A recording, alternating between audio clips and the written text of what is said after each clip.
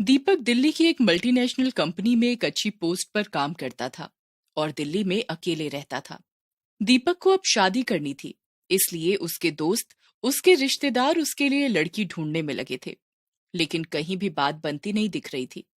एक दिन उसकी कंपनी के एक दोस्त की शादी थी। दीपक को भी शादी का इनविटेशन आया था। वो शादी में गया और वहां सब अच्छा चल रहा था। सभी लोग मस्ती कर रहे थे, लेकिन शादी से लौटते वक्त घर आने में उसे लेट हो गया। वो रास्ते में जा ही रहा था कि एक लड़की ने उससे लिफ्ट मांगी।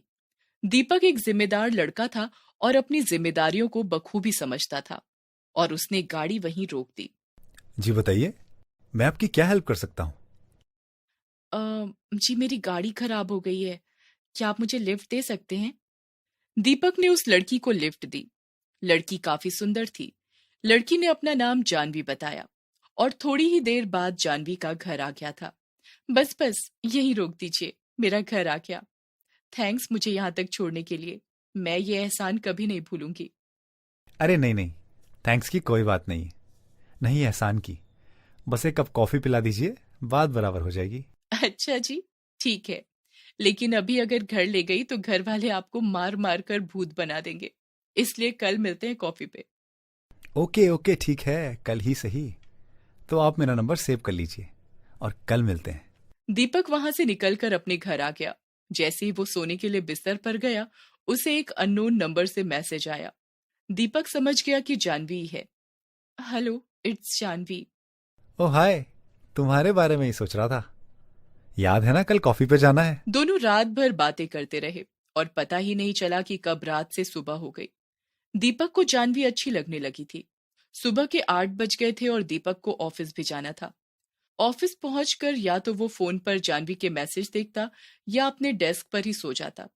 दीपक का दोस्त अंकित ये सब कब से देख रहा था। तू क्या कर रहा है यार? तब से देख रहा हूं, तू काम तो कर ही नहीं रहा, बस फोन देखे जा रहा है। और तेरी आंखें भी लाल हो रखी हैं। रात भर सोया नहीं क्या? अरे हाँ यार, सो नहीं पाया। कल रात को एक शादी से आते टाइम एक लड़की से बात हुई। बस उसी से बात करते करते कब सुबह हो गई पता ही नहीं चला। अच्छा तो ये बात है। तू एक काम कर, घर जा और आराम कर। तेरा आज का काम मैं कर लूंगा। थैंक्स यार, मैं सच में यही सोच रहा था। और आज रात उसने कॉफी पे भी बुलाया है। रात को कॉफी? रात को डिनर होता है। कहीं तू चुड़ैल के साथ तो डेट पे नहीं जा रहा? दोनों हंसते हैं और दीपक ऑफिस से निकल जाता है। जानवी रात को मिलने आती है।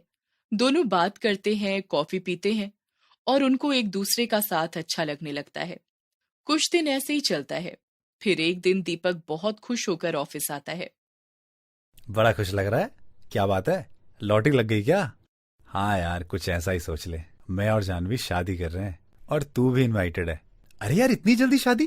पहले एक दूसरे को अच्छे से जान तो लो। यार 5 महीने हो गए एक दूसरे को जाने हुए। अब कुछ शादी के बाद जान लेंगे। अरे भाई, क्या जानता है तू उसके बारे में यार? तुझे तो ये भी नहीं पता कि उसकी फैमिली कहाँ रहती है और उसकी फैमिली में कौन कौन है। तू खुश है तो शादी में आ जाना, नहीं तो मत आना। अंकित बोलता रह गया, लेकिन दीपक ने कुछ न सुना। फिर अंकित भी चुप हो गया। शादी के दिन अंकित भी दीपक की शादी में आया और दीपक को इस चीज की बहुत खुशी थी। शादी के बाद दीपक और जानवी बहुत खुश थे, लेकिन रोज आधी रात को जानवी कहीं जाती थी। एक दिन जानवी रात को उठी और घर से बाहर जाने लगी। तभी अचानक दीपक की भी आंख खुल गई। अरे, ये इतनी रात को कहाँ जा रही है? दीपक भी उसका पीछा करने लगा और उसने देखा कि जानवी किसी और लड़के से मिलने आई है। ये देखकर दीपक का दिल टूट गया, लेकिन अगले ही पल में वो देखकर हैरान हो जाता है कि जानवी और उसके साथ वो लड़का दोनों ही अपने असली रूप में आ जाते हैं। दीपक ये सब देखकर बहुत डर जाता है और उसे अपनी आंखों पर भरोसा नहीं होता है कि उसकी पत्नी जानवी एक चुड़ैल है। वो ध्यान से देखता है कि वो दोनों आपस में कुछ बात कर रहे होते हैं और वो ध्यान से उनकी बातें सुनने लगता है। बस कुछ दिन और, फिर हम दीपक को भी अपने साथ ले जा सकते हैं। जो भी करना है जल्दी करो। वैसे भी बहुत देर हो गई है।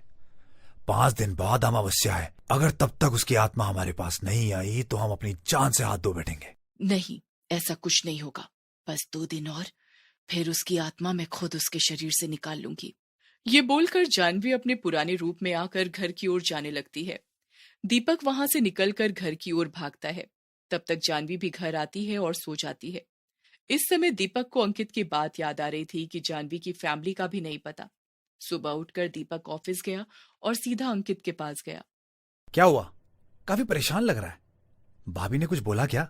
अरे वो क्या बोलेगी यार, वो तो नॉर्मल इंसान ही नहीं है। मतलब वो अरे वो क्या कर रहा है यार? वो चुड़ैल है। मैंने रात को उसे एक भूत के साथ मेरी आत्मा को ले जाने की बात करते हुए सुना। मुझे लग ही रहा था कुछ गड़बड़ है।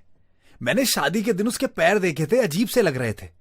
तुझे बोला भी था कि पता कर ले, लेकिन तेरे सर पे तो प्यार का बुखार चढ़ा था। अब भुगत, तेरे साथ ऐसा ही होना चाहिए। जा अपनी बीबी के पास। यार माफ कर दे, मैं जाऊं भी तो कहां? एक तू ही मेरा दोस्त है यार, अब बता मैं क्या करूं? अंकित गुस्से में था, लेकिन दोस्त की मदद करना भी जरूरी था। उसने एक प्लान बनाया और दीपक को बताया, लेकिन दीपक बहुत डरा हुआ था, इसलिए ये प्लान अंकित को ही पूरा करना था। दीपक और अंकित दोनों रात के खाने पर दीपक के घर गए। आज मैं अंकित को खाने पे लाया हूं, आज ये यहीं रहेगा हमारे साथ। जानवी को गुस्सा आया और मन में सोचने लगी, एक रात और खराब हो गई, आज भी इसकी आत्मा नहीं निकाल पाऊंगी। मन तो कर रहा है दोनों को ही मार दूं। अरे, ये तो बड़ी खुशी की बात है। आइए अंदर आइए अंकित भैया, अब तो आप आते ही नहीं है। अंकित भी बहुत डरा हुआ था, फिर भी हिम्मत जुटाकर बोला। अब ऑफिस में काम ही इतना होता है कि टाइम ही नहीं मिल पाता। जानवी खाना बनाने गई तो दोनों ने दीपक के कमरे में एक चाकू दीपक के सिरहाने रख दिया। सबने खाना खाया और सोने की तैयारी करने लगे। तभी अंकित ने जबरदस्ती जानवी के गले में भगवान की माला डाल दी और जोर से उसे पकड़ लिया, और जानवी अपने असली रूप में आ गई और चिल्लाने लगी। गले में उस माला की वजह से उसकी शक्तियां काम नहीं कर रही थीं। जा जा भाग के चाकू ले आ जल्दी, और इस चुड़ैल की चोटी काट दे यार, फिर ये मर जाएगी। दीपक भागकर गया और अपने तकिया के नीचे से चाकू लेकर आया और जानवी की चुटिया काट दी। देखते ही देखते चुड़ैल राख में बदल गई। दोनों ने चैन की सांस ली। तब तक वो भूत भी वहां आ गया, लेकिन वो बिना चुड़ैल के बिल्कुल भी ताकतवर नहीं था, तो उसे भी उन दोनों को जिंदा छोड़कर जाना पड़ा। अगले दिन। थैंक्स भाई, तूने मेरी जान बचा ली यार।